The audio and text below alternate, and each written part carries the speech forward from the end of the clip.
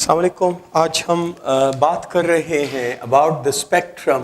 क्या है spectrum? It is band of electromagnetic radiations. और इसमें जो डिवाइस आप इस्तेमाल करते हो जिसमें ये स्पेक्ट्रम बनाया जाता है, दैट इज कॉल्ड स्पेक्ट्रोमीटर या spectrophotometer. The next one is, अगर आप स्पेक्ट्रोफोटोमीटर में सोर्स ऑफ लाइट रखो, फिर प्रिज्म, और फिर वहाँ जो बैंड बनेगा तो उस बैंड में क्या क्या रेडिएशंस होंगे, ये जितना ऊपर की तरफ आप जाओगे तो एनर्जी क्या होती जाएगी, कम होती जाएगी, लिहाजा फ्रिक्वेंसी भी कम होती जाएगी और वेवलेंथ जो है वो बढ़ता जाएगा। तो the most highest frequency electromagnetic radiation of the electromagnetic spectrum, they are gamma rays, फिर x rays, फिर आपके पास UV rays, UV के बाद visible rays, visible rays के बाद आते हैं the IR rays, और IR के बाद आते हैं the microwaves, and the last one is what we call the radio या radar waves. Visible rays, they are a combination of 7 color: violet, indigo, blue, green, yellow, orange and red. ये 7 color मिलते हैं तो क्या बनता है? white color. So you call it light. So radiation having a wavelength ranging from 400 nanometer to 800 nanometer, these radiation are called visible rays. Yeah, this part of the spectrum is visible spectrum, or the radiation below 400 and above 800, they are colorless. So this portion of the spectrum are called the invisible rays. We call them the invisible part of the spectrum या invisible rays. IR rays को further 3 areas में divide किया जाता है: the near IR, the mid IR and the far IR. So near IR have more energy than mid IR, and mid IR have the more energy than far IR. और ये जो mid IR rays है, these are actually used in the IR spectroscopy.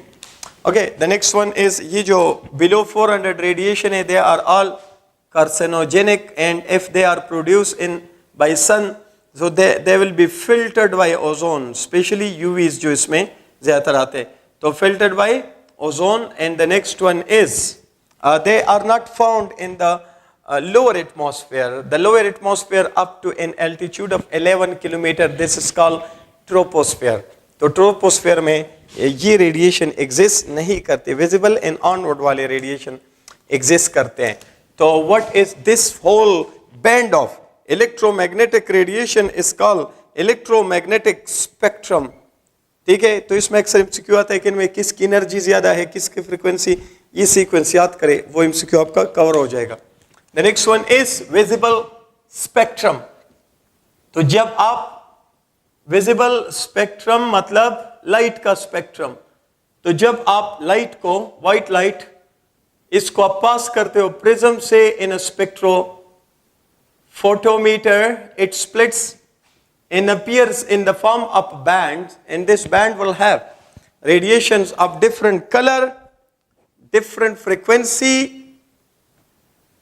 different energy and different wavelength. ठीक है, web giver. This spectrum is called the visible spectrum. जितना आप ऊपर की तरफ जाओगे इसमें एनर्जी बढ़ेगी, फ्रीक्वेंसी बढ़ेगी, लेकिन वेवलेंथ कम होगा. The highest energetic, the most energetic या highest frequency visible rays, they are violet. The lowest energy visible rays are red. ये जो visible spectrum है, ये दो टाइप का होता है. Sometime it is continuous spectrum, तो वो visible spectrum where there is no boundary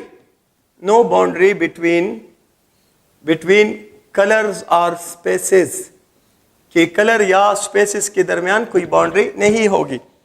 And the example is rainbow. और एक होता है लाइन स्पेक्ट्रम. तो लाइन स्पेक्ट्रम सिर्फ एटम से बनता है जब एटम गैसियस स्टेट में हो, इसलिए the line spectrum is also called the atomic spectrum. There is a clear line या boundary between any two colors or spaces. This is what we call the line spectrum या the atomic spectrum. और example में आप लेंगे spectrum of any atom or molecule in what state? In gaseous state. यानी कि the spectrum of individual atoms या individual molecules. This will be a line spectrum. Line spectrum दो type का होता है. एक को आप कहते हो लाइन एब्जॉर्प्शन या आप इसको कहते हैं एटॉमिक एब्जॉर्प्शन. लाइन एब्जॉर्प्शन या आप कहते हो एटॉमिक एब्जॉर्प्शन स्पेक्ट्रम. तो व्हाट इज लाइन एब्जॉर्प्शन या atomic absorption spectrum? It has a bright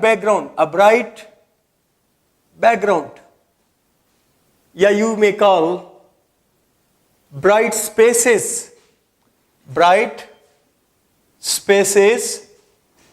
and dark lines. ये बनता है excitation of electron in gaseous atom or molecule. तो it is due to excitation of electrons in gaseous atom or molecule. The next one is यानी कि इसमें bright spaces होते हैं और डार्क लाइंस होते हैं. And the next one is line emission और एटॉमिक एमिशन स्पेक्ट्रम. तो लाइन एमिशन स्पेक्ट्रम या atomic emission spectrum, it has dark background या dark spaces and bright lines. उसका उल्टा ब्राइट लाइंस, यानी कि इसमें स्पेसेस जो है वो डार्क होते हैं और लाइंस जो है वो ब्राइट होते हैं. तो इस टाइप के स्पेक्ट्रम को आप कहते हो द एटॉमिक एमिशन स्पेक्ट्रम. ये डार्क, ये ब्राइट लाइन, ये डार्क स्पेस, ब्राइट लाइन, इस तरह dark space and bright line, dark space and bright line. It is formed due to de-excitation of electron in the atom. और फिर इसमें आप कह सकते हैं कि like for example hydrogen in ground state, तो फिर इसका ये न्यूक्लियस है, ये के शेल में इलेक्ट्रॉन होगा. तो ये इलेक्ट्रॉन KLMNO2 या से नीचे नहीं आ सकता, लेकिन ऊपर जा सकते हैं. ऊपर जाएगा तो स्टेप वाइज जाएगा, और जब स्टेप वाइज जाएगा तो फिर ये आपको एब्जॉर्प्शन स्पेक्ट्रम देगा और ये लाइन एब्जॉर्प्शन होगा. क्या होगा? ये जो लाइंस आते हैं ड्यू टू एनर्जी लेवल आते हैं, लेकिन अगर आयनाइजेशन एनर्जी दो तो फिर ये कंटिन्यूसली एनर्जी लेगा, तो कंटिन्यूस एब्जॉर्प्शन स्पेक्ट्रम देगा. लेकिन ये एमिशन स्पेक्ट्रम आपको नहीं दे सकता क्योंकि इलेक्ट्रॉन के शेल से नीचे नहीं आ पाएगा. तो इसमें अक्सर ये पूछा जाता है कि how will you find the number of lines in a line spectrum. किसी लाइन स्पेक्ट्रम में possible number of spectral lines कितने आ सकते हैं? तो उसके लिए एक फार्मूला आप लिख सकते हैं. So possible number of spectral lines, या आप कह सकते हैं इलेक्ट्रॉनिक ट्रांजिशन का मतलब है electronic excitation in an atom or ion. तो it is equal to इसका जो फाइनली आपके पास फार्मूला आता है, this is n into n minus 2 divided by 2, बल्कि ये I think -1 आता है. तो इसमें n इंपॉर्टेंट चीज है. n is number of shells including Shabash. Including valence shell and shells above it. Valence shell और इससे ऊपर के जो शेल्स है, क्योंकि इलेक्ट्रॉनिक ट्रांजिशन उन्हीं में होता है, नीचे वाले में नहीं होते। तो अगर मैं कह दूं कि मेरे पास लेट्स सपोज ये आपके पास स्पेक्ट्रल लाइन की तादाद है, लाइक लेट्स सपोज है 1 2 3 4, तो how many electronic transition are possible? तो लाइमन सीरीज के मुताबिक 1 2 3, ये 3 स्पेक्ट्रल लाइन, ये 4, ये 5 और फिर ये 6। तो इस फार्मूले के तहत इनकी वैल्यू क्या है? 1 2 3 4। तो इस फार्मूले के तहत 4 इंटू 4 माइनस 1 डिवाइडेड बाई क्या? 2। तो कितना आएगा? 4 into 3 divided by 2, it is 12 by 2 is equal to 6। और आप देख रहे हो 1 2 3 4 5 6। अगर आ जाए कि total possible number of spectral lines in a hydrogen spectrum, या total possible number of electronic transition in hydrogen spectrum, तो 7 shell को include करें, क्योंकि उसका तो K shell ही इसका valence shell है। तो valence shell plus above valence shell, तो 7 minus 1 into by 2, तो it will be 7 into 6 divided by 2, तो 42 divided by 2 is equal to 21। लेकिन लाइमन बाल्मर सीरीज में आप देखो तो जो स्पेक्ट्रल लाइन है वो 20 आते हैं, क्योंकि आखिरी 2 एनर्जी लेवल में एनर्जी डिफरेंस इतना कम है कि वो डिटेक्टेबल रेंज में वो लाइन नहीं आता। तो पॉसिबल 21 है, प्रैक्टिकली हमें 20 लाइन्स मिलते हैं। वो फिर वहाँ डायग्राम में समझा दूंगा, ठीक है। Now talking about the Bohr atomic model in all its relevant explanations. Bohr's model, Bohr atomic model, तो इसने प्रेजेंट किया था नील बोर ने इन 1913, और फिर इसने आइडिया दिया कि रदरफोर्ड पे उठाए जाने वाले एतराजात का जवाब दिया कि एटम में इलेक्ट्रॉन कहीं भी रिवॉल्व नहीं कर सकते, बल्कि उनके लिए फिक्स पाथ होते हैं। इनको कहते हैं fix quantized paths, fix quantized paths. इन पाथ्स को कहते हैं शेल्स या ऑर्बिट्स, और इलेक्ट्रॉन सिर्फ इन ऑर्बिट्स में ही रिवॉल्व करते हैं। और जब तक इलेक्ट्रॉन किसी ऑर्बिट में रिवॉल्व करेगा तो it neither absorb nor emit energy, न एनर्जी की एब्जॉर्प्शन करेगा न एनर्जी की इमिशन करेगा, बल्कि फिक्स एनर्जी के साथ एक फिक्स पाथ में रिवॉल्व करेगा। यानी you call it hibernated electron, you call it a hibernated electron. अलबत्ता अगर आप बाहर से इसको एनर्जी देना चाहो तो ये कोई भी एनर्जी नहीं लेगा, बल्कि फिक्स एनर्जी लेगा कि लो एनर्जी लेवल से इसको किसी भी अपर हायर एनर्जी लेवल में लेके जाए। तो इस फिक्स्ड एनर्जी को आप डेल्टा ई से जाहिर करते हो। It is equal to E2 minus E1। जरूरी नहीं है कि कंजक्टिव शेल में हो, नॉन कंजक्टिव भी हो सकते हैं, लेकिन ये फिक्स्ड एनर्जी लेगा, इतनी एनर्जी लेगा कि इलेक्ट्रॉन एक शेल से दूसरी शेल तक जा पाए। बिटवीन द शेल ये कभी नहीं आ पाएगा। ओके, और the next one is the fourth point is electron चूंकि सर्कुलर पाथ में है तो इसका एंगुलर मोमेंटम होगा, लीनियर नहीं होगा। तो लीनियर मोमेंटम को आप जाहिर करते हो mv से, और एंगुलर मोमेंटम को जाहिर करते हो mvr, mass velocity radius, is equal to h/2 pi का एक integral multiple. This is integer and this integer is equal to 1 2 3 up to infinity. तो हाइड्रोजन एटम हो, यानी इसको आप लिख सकते हो NH/2 pi, NH/2 pi. This is fixed value of angular momentum of electron for a shell. तो hydrogen atom के लिए K शेल में आप एंगुलर मोमेंटम ऑफ इलेक्ट्रॉन कितना होगा? तो H/2 pi multiplied by 1, it will be H/2 pi. What will be the angular momentum of electron in L shell? तो H/2 pi multiplied by 2, तो फिर you will get it h by pi. What will be the angular momentum of electron in third shell? तो h by 2 pi multiplied by 3, तो it will be 3h by pi. इस type के MCQs अक्सर आते जाते हैं. और फिर इसकी मैथमेटिकल इक्वेशन में है इक्वेशन फॉर रेडियस. तो equation for radius of an atom यानी distance of electron from the nucleus, इसके लिए इक्वेशन है 0.z² इंटू 0, ऐसे लिखो 0.529 एंगस्ट्रॉम यूनिट. इसको आप कहते हो बोहर रेडियस कांस्टेंट. क्या? The Bohr radius constant. इसको सिंबॉलिकली जाहिर किया जाता है ए नॉट से, और ये फिर बराबर हो into n² divided by z. ये फाइनल इक्वेशन है for calculating the radius of a shell या electron, distance of electron from the nucleus in any shell.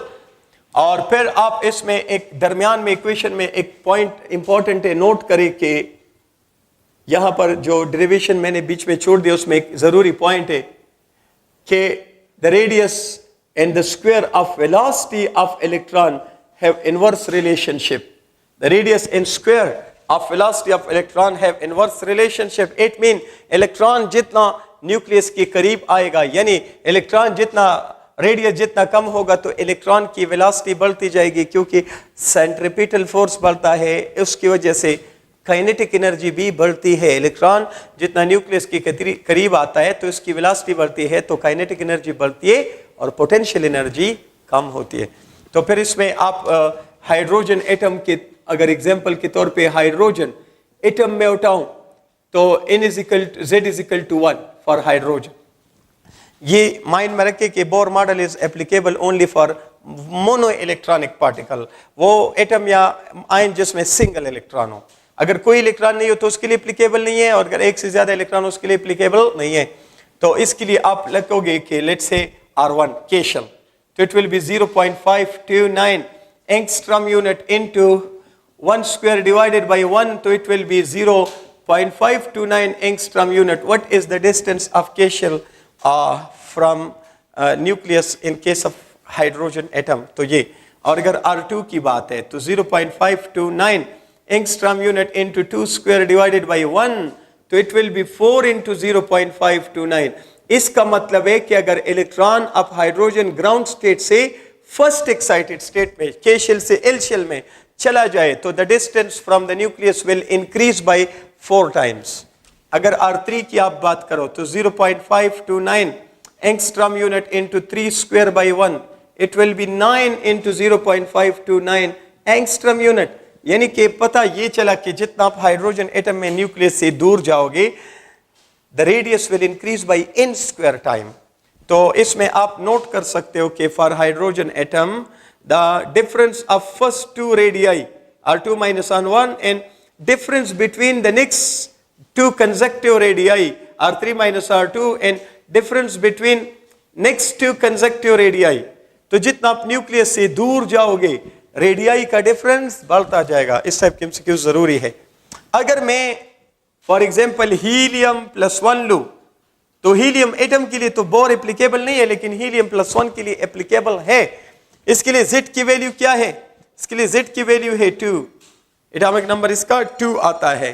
तो इसमें R1 कितना आएगा? 0.529 angstrom unit into 1² divided by 2, it is 0.529 divided by 2 angstrom unit. इसका मतलब ये हुआ कि हाइड्रोजन एटम हो और हीलियम +1 आयन हो, तो इसमें इसका न्यूक्लियर चार्ज +1 है, इसका न्यूक्लियर चार्ज +2 है. इसका के शेल जो है जितने फासले पर है जिसको R1 कहते हैं, तो हीलियम का जो के शेल वाला फासला है ये हाइड्रोजन के R1 के हाफ है. यानी ये R1 और ये R2 जो है इक्वल नहीं है, बल्कि हाइड्रोजन का रेडियस ज्यादा है हीलियम के शेल के रेडियस से और दुगना है. ये जरा पॉइंट्स आपके माइंड में होने चाहिए. ये इतना है तो ये इतना होना चाहिए. इसी तरह अगर मैं अप्लाई करूं फॉर व्हाट लिथियम +2 आयन, तो इसके लिए भी एप्लीकेबल है, क्योंकि लिथियम प्लस 2 आयन में एक इलेक्ट्रॉन है, टोटल 3 इलेक्ट्रॉन होते हैं। Z इज इक्वल टू 3, तो R1 कितना होगा 0.529 angstrom unit into 1 divided by 1 square divided by 3, तो it is 0.529 divided by 3 angstrom unit. तो हाइड्रोजन का R1 और हीलियम प्लस 1 का R1 और लिथियम प्लस 2 का R1 ये बराबर नहीं है। हाइड्रोजन का R1 ज्यादा है लिथियम के R1 से, और लिथियम का R1 ज्यादा है किससे, उसे। तो इन दोनों में कितना फर्क है, ये double two R1 of helium plus 1 and it is 3 times two R1 of lithium plus 2। ये जरा पॉइंट्स आपके माइंड में अच्छी तरह बैठने चाहिए। एनर्जी की अगर आप बात करो तो एनर्जी ऑफ इलेक्ट्रॉन में 2 टाइप की एनर्जियां हैं।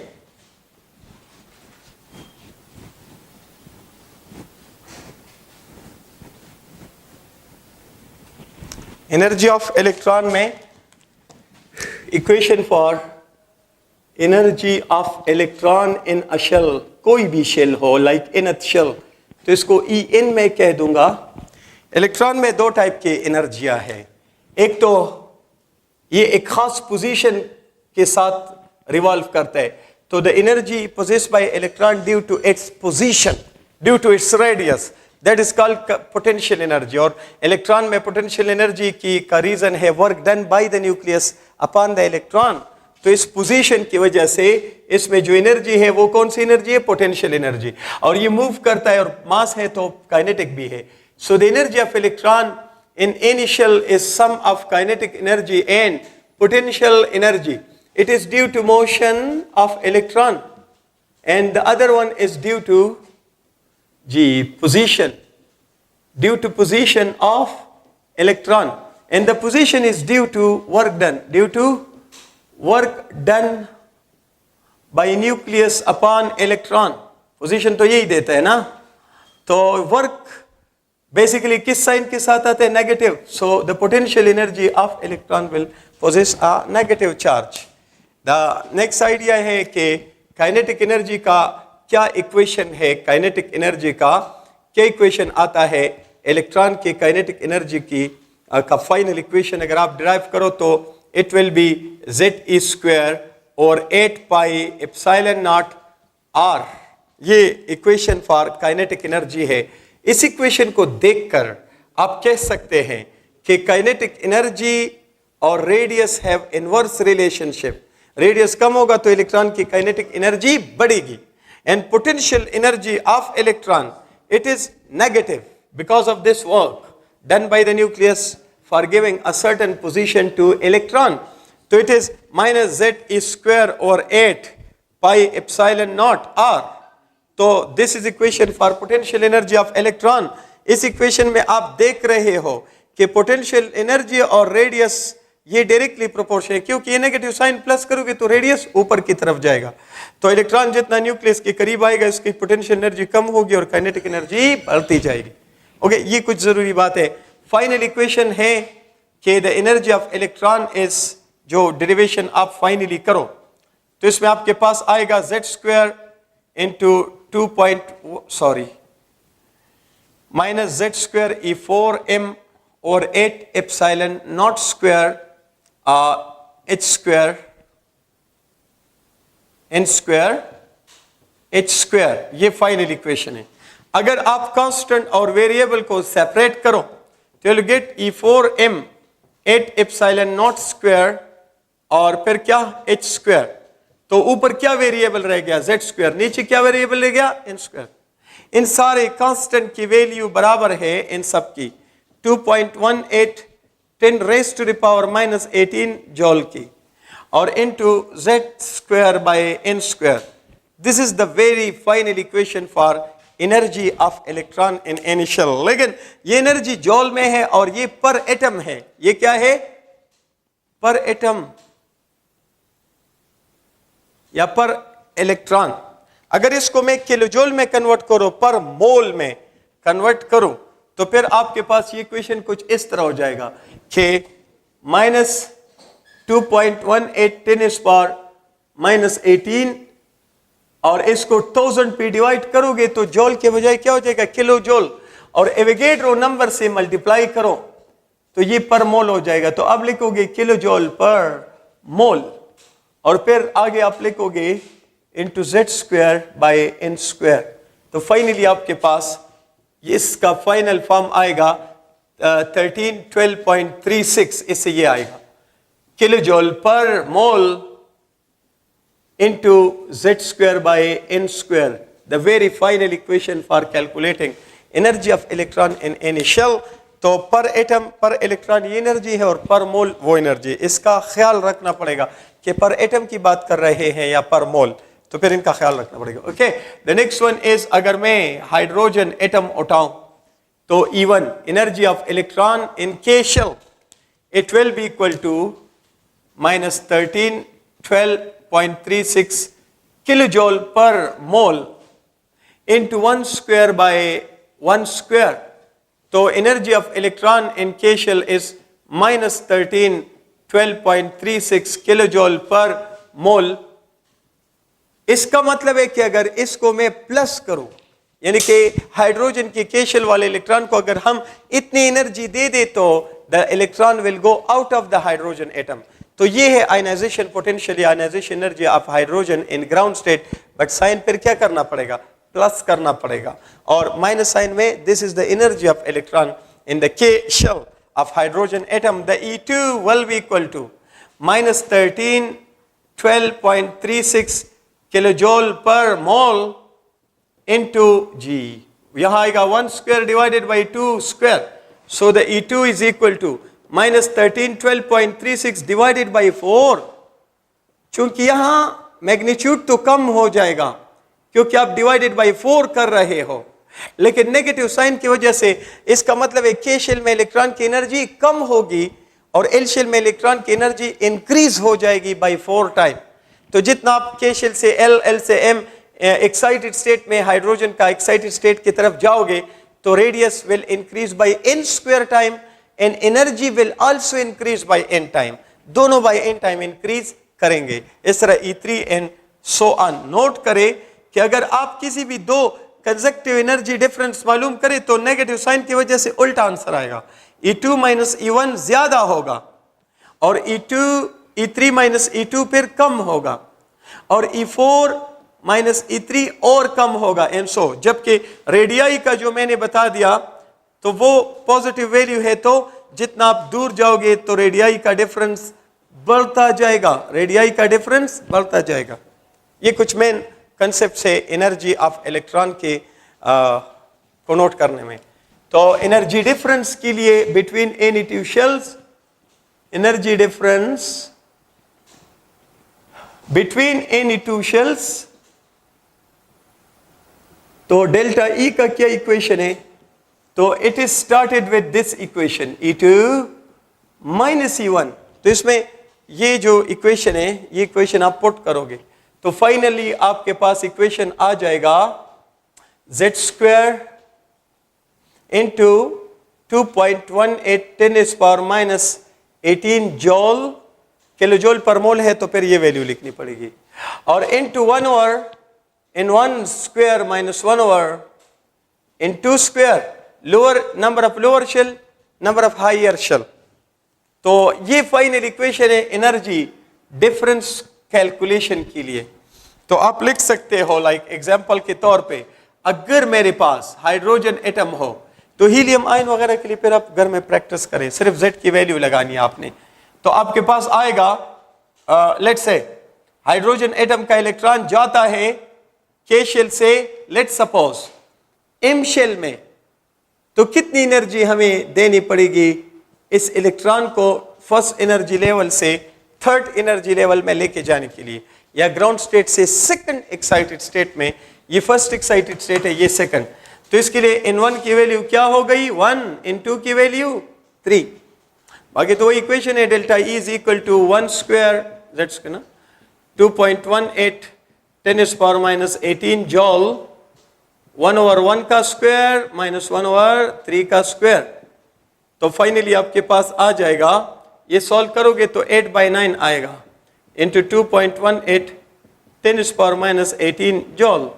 This will be the amount of energy which is required for bringing electron of hydrogen from K shell to the third energy level. इस तरह हीलियम आयन लिथियम आयन की आप practices करें. The last equation is equation for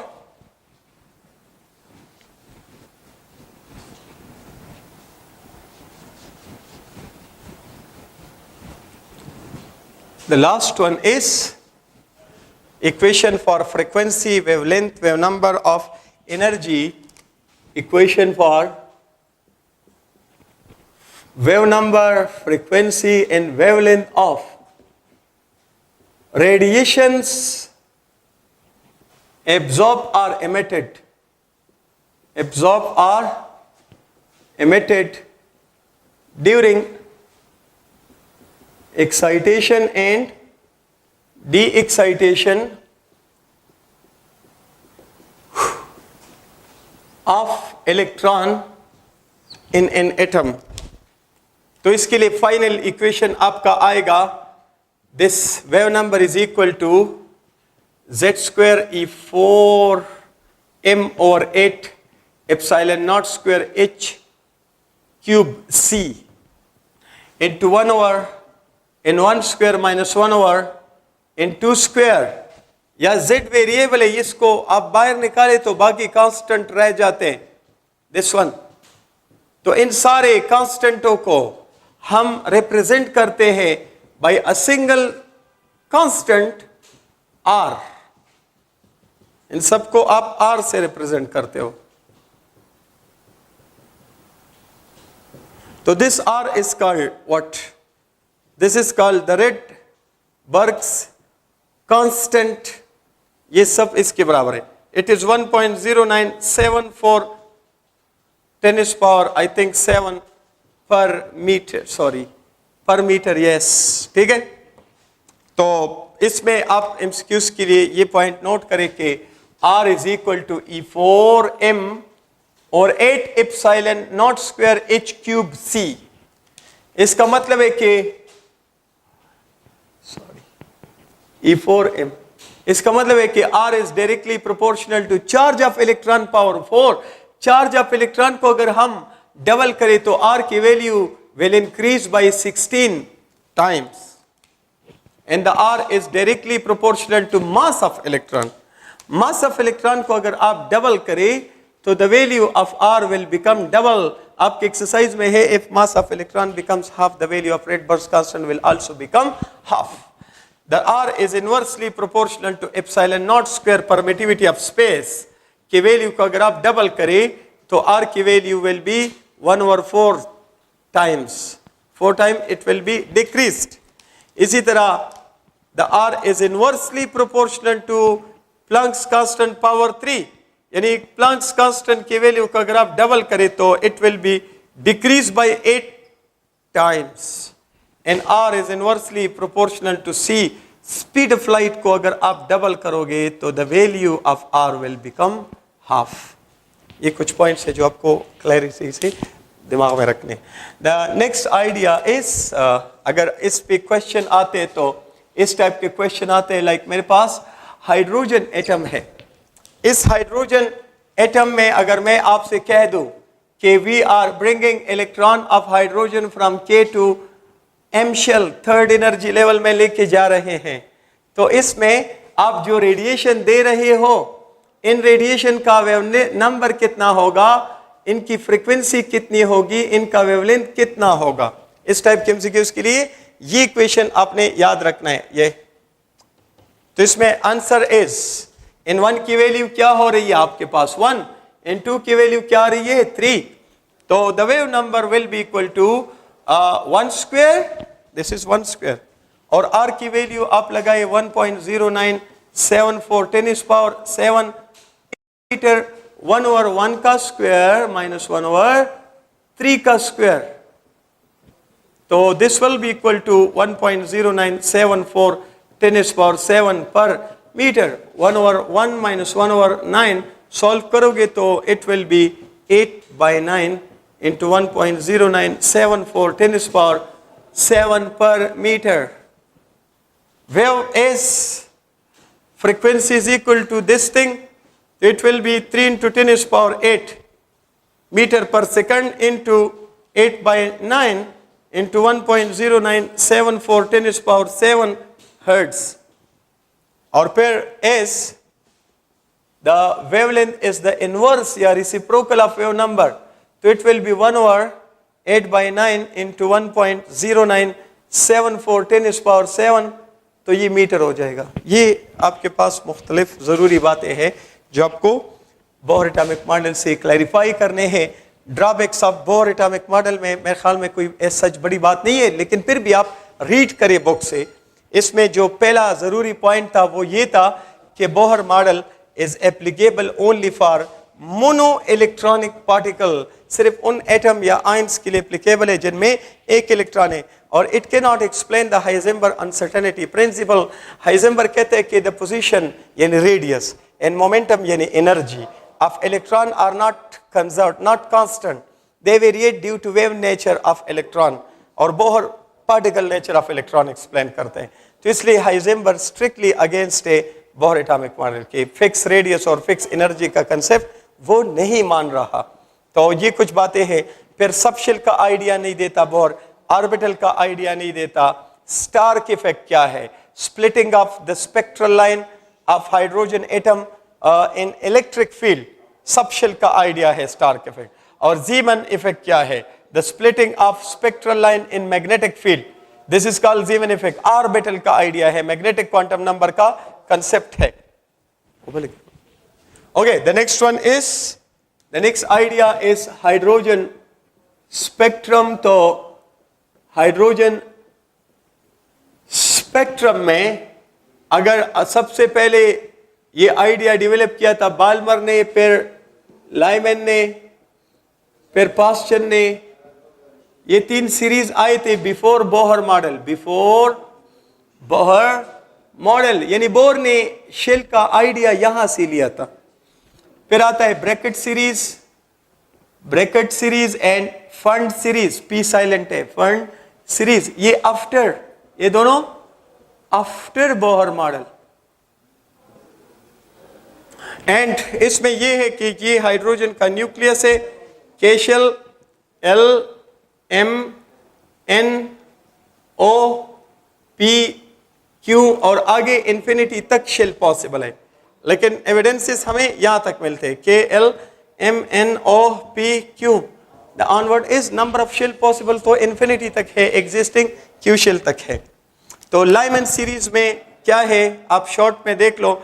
the electron was allowed to jump down from all upper shell into the first energy level.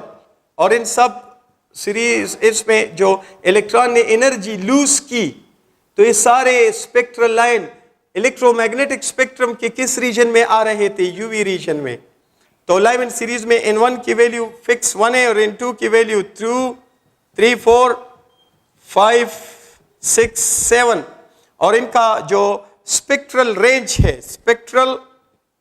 Spectral range यानी किस part of spectrum में ये आ रहे हैं, तो यूवी रेज देते. क्यों इतने इंटेंस रेडिएशन निकलते हैं? Because electron is getting very close to nucleus. Electron जितना न्यूक्लियस के करीब आएगा उतनी ज्यादा इंटेंसिटी वाला रेडिएशन या एनर्जी एमिट करेगा. हाँ अलबत्ता अगर ये न्यूक्लियर चार्ज बढ़ेगा ना, ये न्यूक्लियर चार्ज बढ़ेगा तो इन रेडिएशन की इंटेंसिटी या इनकी एनर्जी और भी बढ़ जाएगी. जिस तरह रोएंटगेन एक्सपेरिमेंट में आगे पढ़ेंगे, एक्स-रेज एनालिसिस में, सॉरी एक्स-रेज के टॉपिक में जब हम पढ़ेंगे तो उस एक्स-रेज के टॉपिक में जो है आप देख रहे हो कि यही एल से इलेक्ट्रॉन के में गिरता है तो वो फिर यूवी नहीं देते, एक्स-रेज निकालते हैं क्योंकि यहाँ न्यूक्लियर चार्ज बढ़ता है.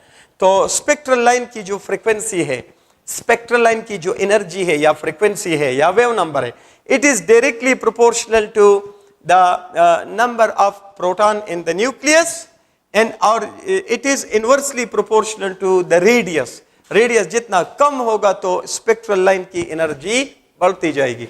ये नोट करें. फिर बाल्मर सीरीज में electron jumps down from all upper shell into the second energy level, giving you how many spectral line? 5 spectral line. Lyman में 6 spectral line है.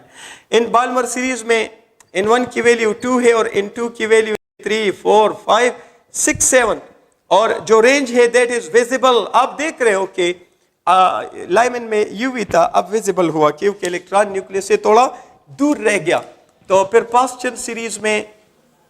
पास्चन सीरीज में electron is allowed to jump down from all upper shell into the third energy level. तो यहाँ पर इन 1 की value 3 है, इन 2 की value 4, 5, 6, 7 और इसका जो स्पेक्ट्रल रेंज है that is near IR, the near IR range.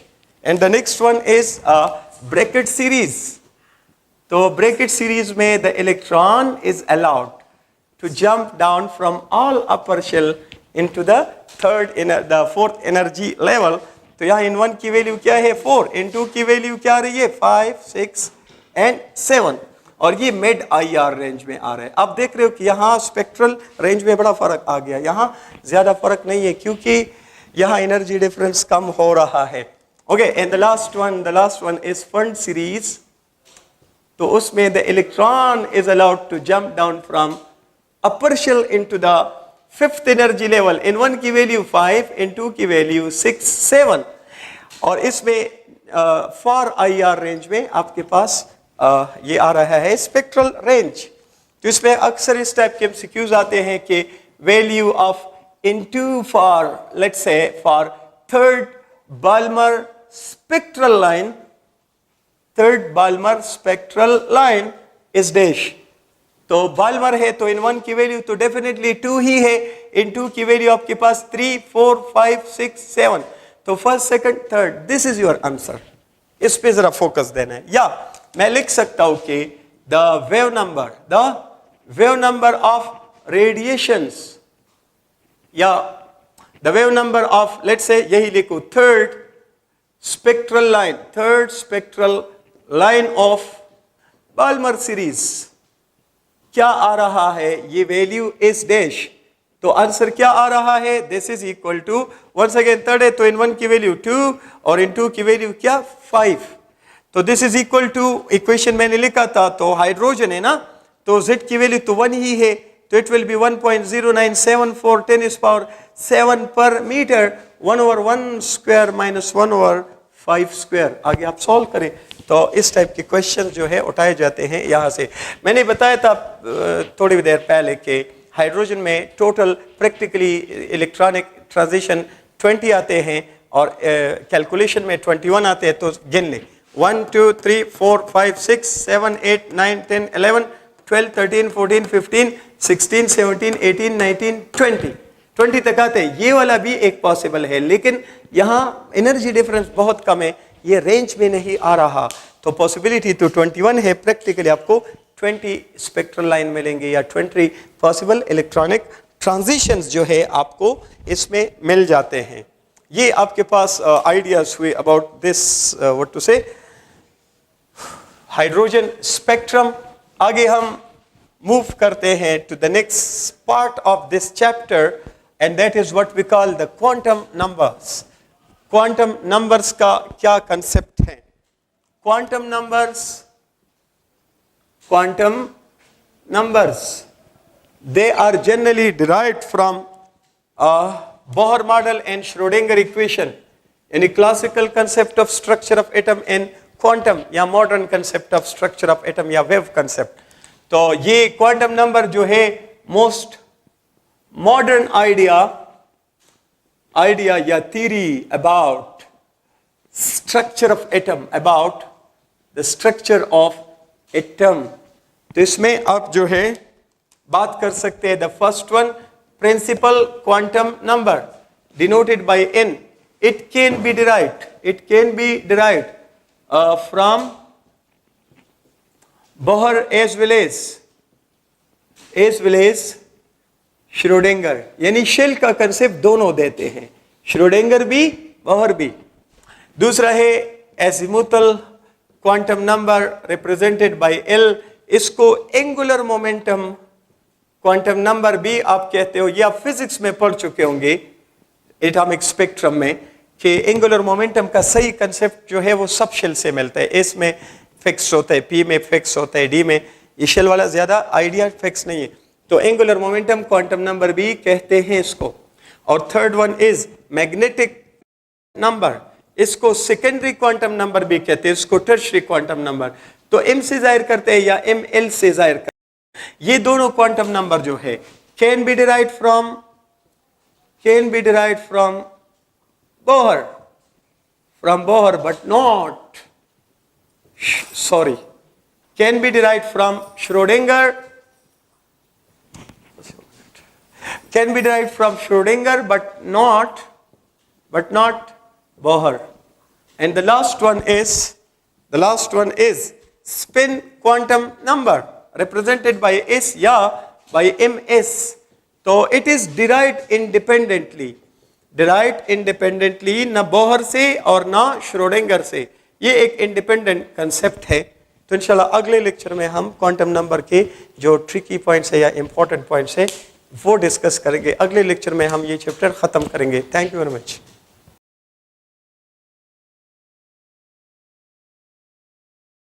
अस्सलाम वालेकुम। बिफोर आज हम बात करेंगे about the quantum number.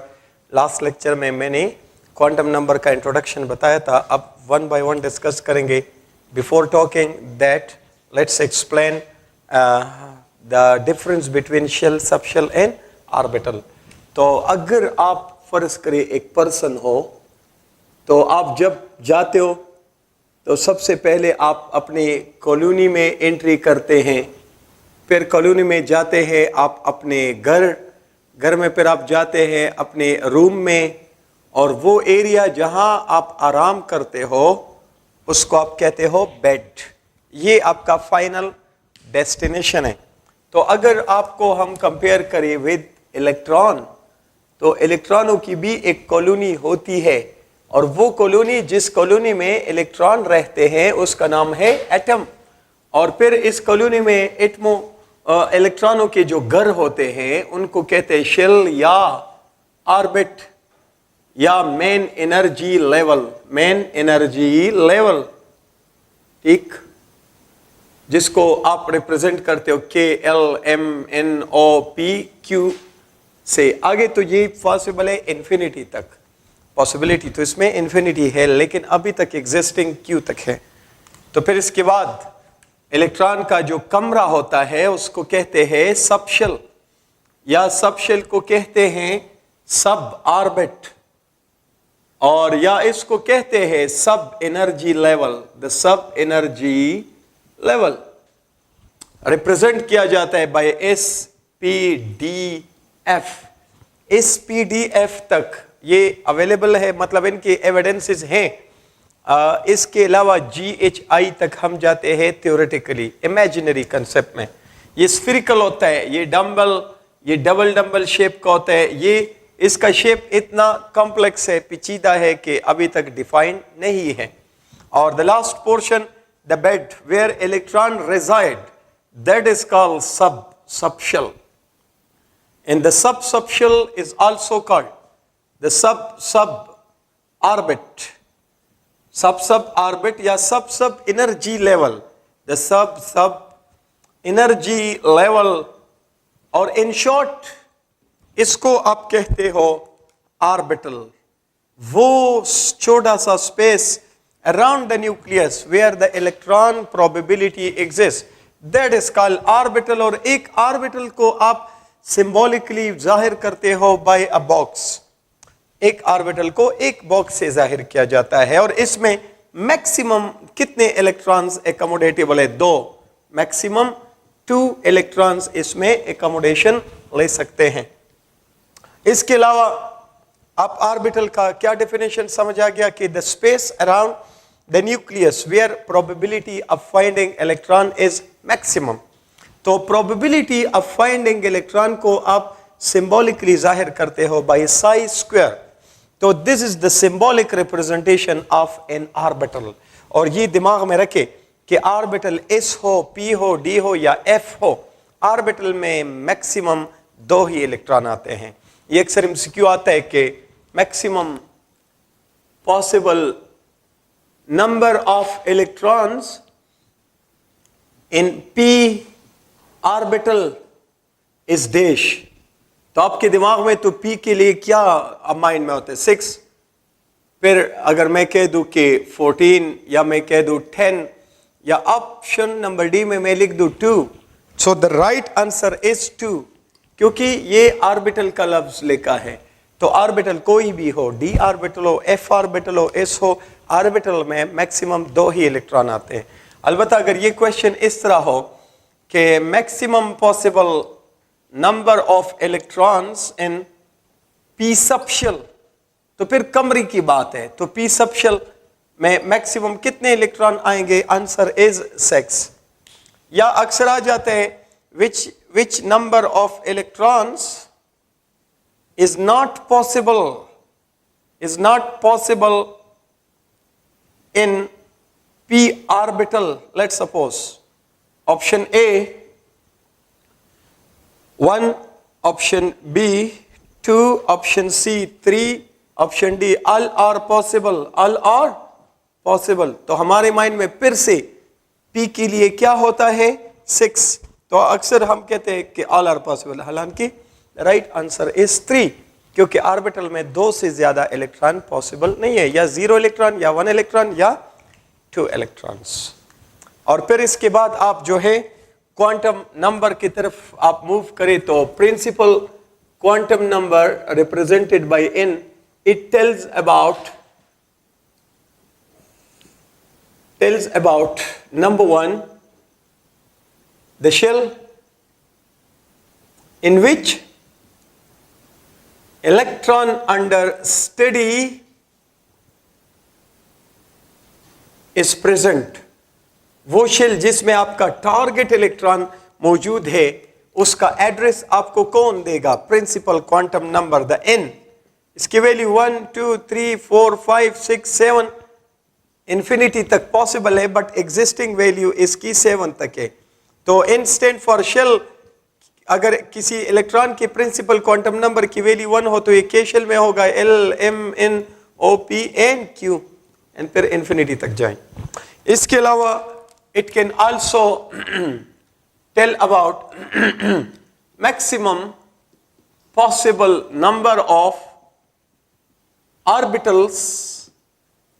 orbitals in a shell by formula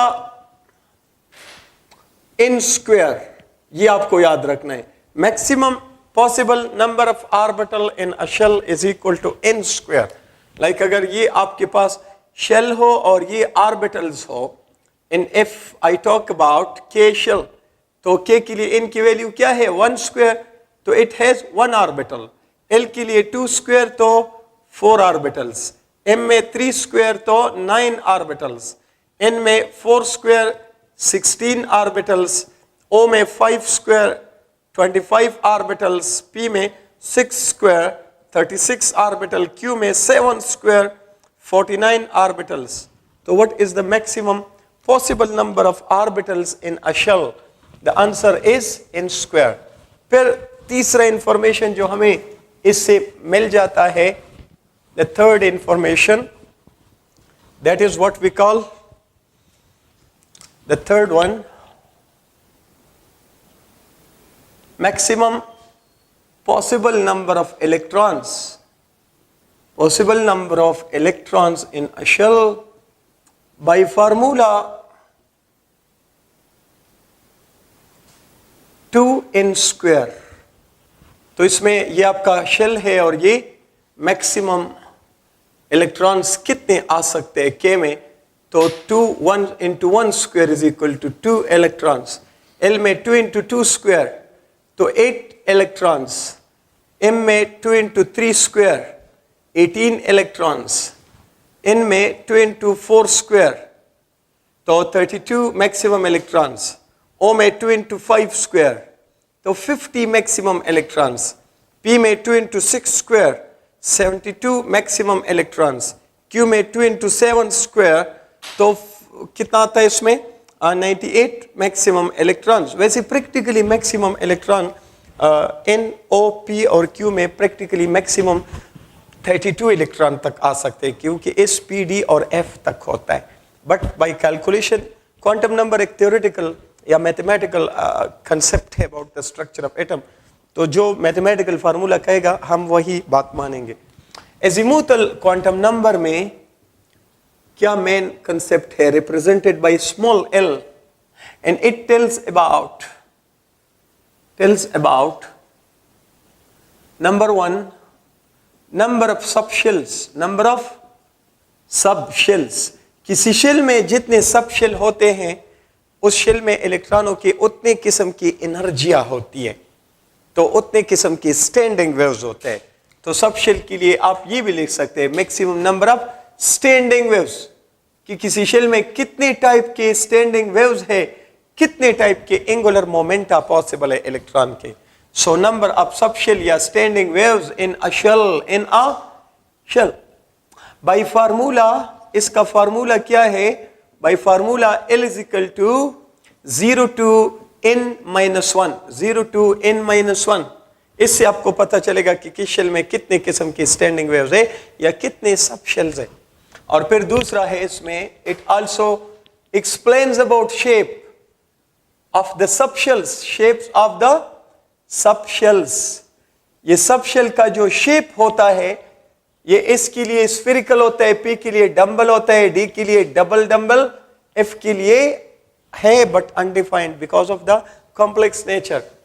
तो इस ऑर्बिटल का या सबशेल का जो शेप होता है, इस शेप की वजह क्या है? तो इस शेप की वजह है the style of motion of electronic wave in an orbital. It is traced by the style of motion of electronic waves in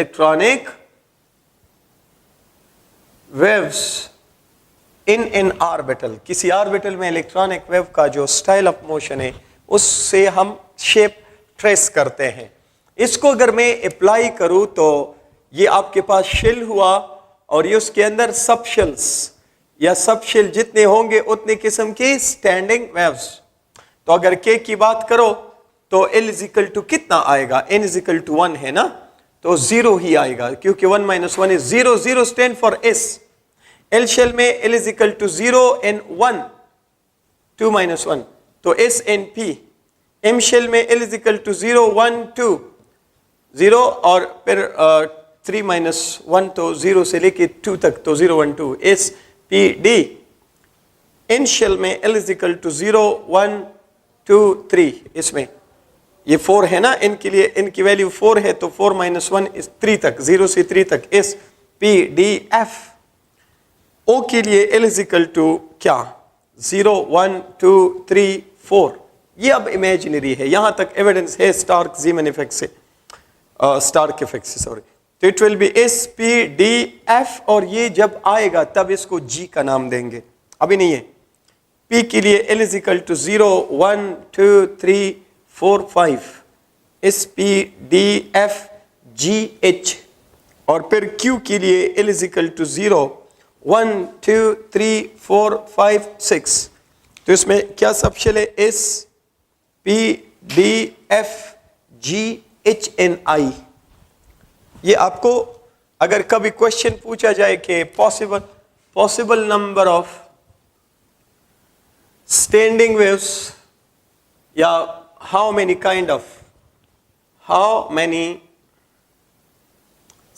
kind of standing waves या angular momenta are possible in a shell with let's say n is equal to 4, तो इतनी होंगे. तो इसका answer क्या होगा? Answer होगा L is equal to 0 to n minus 1. तो it will be 0, 1, 2 and 3. 4 minus 1 to 3. S P D F. तो 4 मुख्तलिफ किस्म के स्टैंडिंग वेव्स या 4 मुख्तलिफ तरह के एंगुलर मोमेंटा होंगे इस 4th एनर्जी लेवल में. 4 डिफरेंट काइंड ऑफ शेप्स. अब इस के शेल में कितने किस्म के शेप्स है? 1 काइंड ऑफ शेप. कितने किस्म के स्टाइल ऑफ मोशन होते हैं इलेक्ट्रॉनिक वेव के? 1 काइंड ऑफ. एल शेल में कितने different shape of electronic motion है? 2। या कितने style of motion of electronic waves है? तो 2, 3, 4 एंड सो ऑन। इस टाइप के क्वेश्चंस का आपने यहां से आंसर देना है। फिर मूव करते towards the magnetic quantum number. Magnetic quantum number represented by m or by ml. So it tells about number 1, number of orbitals in a subshell. तो number of orbital in a shell उसके लिए principal quantum number है n square, और number of orbital in a subshell तो इसके लिए formula है, क्या फार्मूला है भाई? फार्मूला मैग्नेटिक की वैल्यू बराबर है -L0 प्लस L या प्लस माइनस L0। इस फार्मूले से आप फाइंड करोगे number of orbitals in a shell. या आप ऐसे भी कर सकते हो कि 12 + 1, इससे भी आपके पास आंसर आ जाता है इस फार्मूले जैसा। Number of orbital in a subshell इस फार्मूले से भी मालूम की जाते हैं, इससे भी, ये थोड़ा बेहतर है। तो इसमें क्या होगा? दूसरा क्या बताएगा? ओरिएंटेशन। ओरिएंटेशन का मतलब है spatial arrangement of the orbitals. एक होते हैं ऑर्बिटल्स का शेप और एक होते हैं उनका ओरिएंटेशन। ओरिएंटेशन का मतलब है स्पेशल नहीं, अच्छा, स्पेशियल अरेंजमेंट, यानी एक्सियल अरेंजमेंट, कौन सा ऑर्बिटल किस एक्सिस पर मूव करता है। तो इसके मोशन का style of motion of electronic wave, it will give you the shape of the orbital या the subshell and the direction in which the style of the motion of orbital exist, उस direction को आप कहते हैं क्या? Orientation. तो जो style है ये इलेक्ट्रिक फील्ड आपको स्टाइल ऑफ मोशन बता के देगा और मैग्नेटिक फील्ड आपको डायरेक्शन ऑफ मोशन बताएगा। Let me repeat this again, थोड़ा कंफ्यूजिंग लगता है ना, तो फिर सुनो। इलेक्ट्रॉनिक वेव में 2 अहम बातें हैं। ऑर्बिटल में इलेक्ट्रॉनिक वेव जो होता है ये एक खास स्टाइल में मूव करता है, तो उस स्टाइल ऑफ मोशन से हम क्या ट्रेस करते हैं? Shape of the orbital, shape of the orbital. और फिर ये शेप ऑफ द ऑर्बिटल या स्टाइल ऑफ मोशन प्रैक्टिकली आप वेरीफाई करते हो बाय स्टार्क इफेक्ट, यानी passing the electronic wave through electric field. तो ये स्प्लिटिंग शेप की वजह से होता है। इलेक्ट्रिक फील्ड में अगर इलेक्ट्रॉनिक वेव का स्प्लिटिंग होता है तो इसकी वजह है different shape of the electronic motion. और फिर ये जो इलेक्ट्रॉनिक मोशन है, शेप का तो समझ आ गया, इलेक्ट्रिक फील्ड से पता चलते हैं, और इलेक्ट्रॉनिक मोशन का जो स्टाइल है वो शेप ऑफ ऑर्बिटल देता है। लेकिन जो ऑर्बिटल का जो मोशन है, ऑर्बिटल में जो इलेक्ट्रॉनिक वेव का मोशन है वो मोशन किस एक्सिस पर है, तो उस डायरेक्शन को आप कहते हो ओरिएंटेशन। और ओरिएंटेशन को आप प्रैक्टिकली मालूम करते हो बाय ज़ीमैन इफेक्ट। और ज़ीमैन इफेक्ट जो है यानी passing the electronic waves through या spectral line through the magnetic field. तो इसमें आपको ऑर्बिटल का जो कंसेप्ट है ना, ऑर्बिटल, ये आपको डायरेक्शन की वजह से मिलता है, और सबशेल का कंसेप्ट शेप ऑफ ऑर्बिटल की वजह से मिलता है। तो shape is related with azimuthal quantum number यानी style of motion, and direction of motion of the electronic wave ये मैग्नेटिक क्वांटम नंबर से रिलेटेड है। सही है। तो इसमें ओरिएंटेशन, तो this orientation of the orbital in space, it is due to axial direction of motion of the electronic waves। ठीक, इससे आपको अंदाजा होता है कि कितने डायरेक्शन में ये इलेक्ट्रॉनिक वेव मूव करते हैं, तो उसको आप कहते हो ऑर्बिटल की तादाद, और ये बिल्कुल सेम एनर्जी के होंगे, डीजेनरेट होंगे।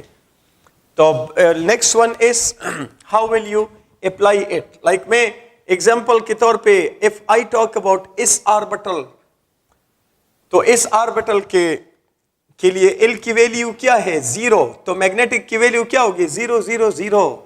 0 का मतलब है कि इसके अंदर कोई ऑर्बिटल नहीं है, इस खुद एक ऑर्बिटल है।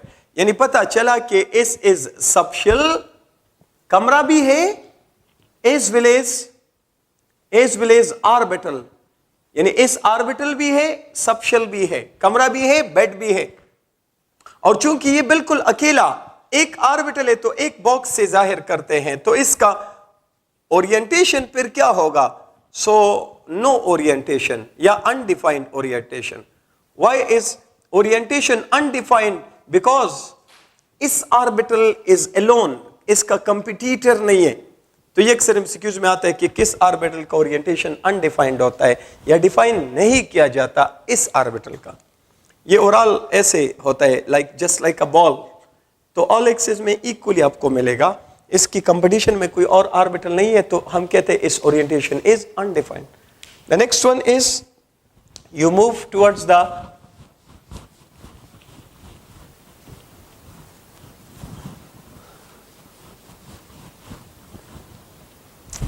इस फार्मूले से आप मालूम करना चाहो तो आपके पास क्या आएगा? 2 into 0 + 1, तो 1 ही आएगा, एक ही ऑर्बिटल आएगा। ठीक है, okay. Now let's talk about the P subshell. तो पी सबशेल में अगर आप बात करें तो पी सबशेल के लिए एल की वैल्यू क्या है? 1। तो मैग्नेटिक की वैल्यू क्या होगी? -1। इसमें पुट करो 0 + 1, 3 डिजिट्स आ रहे हैं। तो इसका मतलब है कि पी सबशेल में 3 ऑर्बिटल है और इन सब ऑर्बिटलों का शेप भी सेम होगा, न्यूक्लियस से फासला भी सेम होगा। तो अगर न्यूक्लियस से फासला सेम है तो इनकी एनर्जी सेम है, और अगर एनर्जी सेम है तो साइज भी सेम होगा। तो इनको डीजेनरेट ऑर्बिटल कहते हैं। क्या कहते हैं? Degenerate orbital. तो it has 3 what kind of 3 degenerate orbitals. What are degenerate orbitals? They have same shape, same size, same energy. एक बात में फर्क होगा, वो क्या है? डिफरेंट ओरिएंटेशन, यानी स्पेशियल अरेंजमेंट इनका सेम नहीं होगा, डिफरेंट होगा। तो एक एग्जिस्ट करता है along x axis, along y axis, along z axis. तो इनका ओरिएंटेशन आप कैसे एक्सप्लेन करोगे? तो one of this P orbitals, इसके दोनों लोब्स, ये याद रखिए लोब क्या होता है, इसको एंटीनोड भी कहते हैं। The portion of orbital where space where probability of finding electron is existing, यानी ऑर्बिटल का या न्यूक्लियस के इर्द गिर्द वो स्पेस जहां इलेक्ट्रॉन की प्रोबेबिलिटी होती है उसको आप कहते हैं लोब। और एक होता है नोड, इसको आप कहते हो space around an orbital where probability of finding electrons is 0। वो स्पेस जहां इलेक्ट्रॉनिक प्रोबेबिलिटी होती है उसको ऑर्बिटल या लोब कहते हैं, और ऑर्बिटल के इर्द गिर्द वो स्पेसेस जहां इलेक्ट्रॉन की प्रोबेबिलिटी बिल्कुल 0 हो उसको आप कहते हैं नोड। तो ये देखें, आपके पास एक पी ऑर्बिटल ऐसा है जिसके दोनों लोब्स एक्स एक्सिस पे लाई करते हैं, इसका कोई लोब वाई या जेड एक्सिस पे लाई नहीं करता, तो इसको नाम देते हैं पी एक्स। अब वो एक्सिस जिस पर किसी ऑर्बिटल का ओरिएंटेशन होता है उसको हम कहते हैं नोडल एक्सिस। तो what is nodal axis for this orbital? X axis. और वो एक्सिस जिस पर ऑर्बिटल के का ओरिएंटेशन नहीं होता उसको कहते हैं नोडल प्लेन। तो px का नोडल एक्सिस क्या है? X axis. नोडल प्लेन क्या है? Y Z. ये पॉइंट्स याद रखने। एक पी ऑर्बिटल ऐसा होता है जिसमें दोनों लोब्स वाई एक्सिस पर एग्जिस्ट करते हैं, तो उसको आप कहते हो पी वाई। और एक्स और जेड पर इसका कोई ओरिएंटेशन नहीं होता, तो Y axis is nodal axis for this orbital and Z X is the nodal plane. और फिर एक पी ऑर्बिटल ऐसा है जिसके दोनों लोब्स वाई जेड एक्सिस पे एग्जिस्ट करते हैं, तो उसको कहते हैं पी जेड। तो पी जेड के लिए Z axis is the nodal axis and Y X is the या X Y is the nodal plane. Nodal plane किसी ऑर्बिटल का वो प्लेन होता है जहां, या वो उन एक्सिस का कॉम्बिनेशन जहां इलेक्ट्रॉनिक ओरिएंटेशन नहीं होता। तो कलेक्टिवली ये एक साथ एग्जिस्ट करते हैं एक्चुअली, एक्स वाई जेड। तो ये आपके पास पी एक्स ऑर्बिटल, ये आपके पास पी वाई ऑर्बिटल, ये आपके पास pz, न्यूक्लियस इनको अट्रैक्ट करता है फ्रॉम देयर सेंटर। तो आप देख रहे हो कि सबका सेंटर न्यूक्लियस से सेम है, कॉमन सेंटर है, इसलिए इनकी सब पे न्यूक्लियर पावर सिमिलर होता है, तो इनकी एनर्जी सेम, तो साइज भी सेम और शेप तो ऑलरेडी सेम है, सिर्फ ओरिएंटेशन में फर्क है। फिर आप मूव करते हैं टुवर्ड्स द डी सबशेल। तो डी सबशेल के लिए एल की वैल्यू क्या है 2, तो मैग्नेटिक की वैल्यू -1 -2 -1 0 +1 एंड +2, ये सारे वैल्यूज पॉसिबल है मैग्नेटिक क्वांटम नंबर के किसी भी इलेक्ट्रॉन जो डी ऑर्बिटल में होगा, इनमें से कोई भी वैल्यू आप दे सकते हो। तो इसमें आप देख सकते हैं लाइक दिस, तो इनका shape size energy same, degenerate orbital है, सिर्फ इनके ओरिएंटेशन में फर्क है, dz², dx² y² dxy dyz dzx। तो it mean it has 5 what kind of degenerate orbitals, 5 degenerate orbitals. So it can accommodate a maximum of how many electrons? A maximum of 10 electrons. Okay, अब इसमें आप जो है ले सकते हैं the concept of orientation। तो इन 5 d ऑर्बिटल में एक d ऑर्बिटल ऐसा है जिसके 4 लोब्स है, d के 4 लोब्स होते हैं ना, ऐसे डबल डम्बल स्ट्रक्चर है या शेप है, जिसके चारों लोब z एक्सिस पे लाई करते हैं। ये 2 लोब्स किस एक्सिस पे आ गए, z पे, और बाकी 2 लोब भी इनके ऊपर ही आ जाते हैं। तो टोटल 4 लोब्स है, लेकिन सामने से आपको 2 लोब नजर आएंगे, 2 नीचे 2 उनके ऊपर। तो जो 2 नीचे है उनके लिए आप नॉट ड्रा करते हो ताकि pz और dz² में फर्क हो, तो इसका नाम लिखते हैं dz², क्योंकि 2 नजर आते हैं ना, 2 नीचे होते हैं, 2 उनके ऊपर होते हैं। और फिर एक डी ऑर्बिटल ऐसा है जिसके 4 लोब्स में से 2 लोब्स आपको नजर आएंगे x एक्सिस पे, बाकी 2 लोब्स आपको नजर आएंगे y एक्सिस पे। तो इसको आप कहते हो dx² y²। एक डी ऑर्बिटल ऐसा होता है जिसका कोई भी लोब एक्सिस पर एग्जिस्ट नहीं करता, बल्कि x और y के दरमियान एग्जिस्ट करते हैं, आउट ऑफ द एक्सिस है।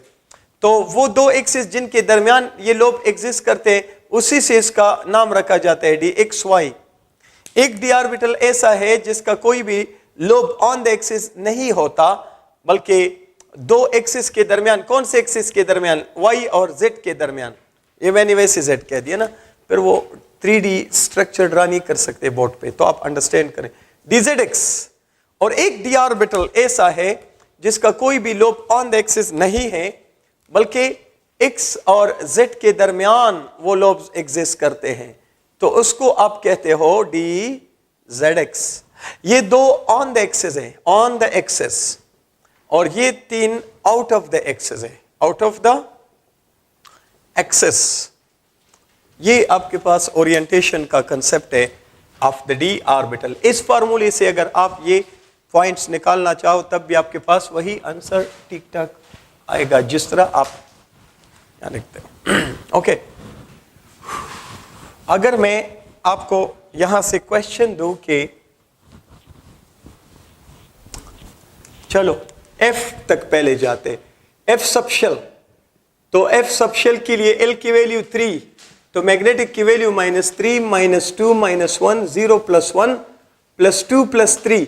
तो it mean the F subshell has 7 degenerate orbitals, और ये कॉम्प्लेक्स शेप की वजह से अनडिफाइंड है इनका ओरिएंटेशन।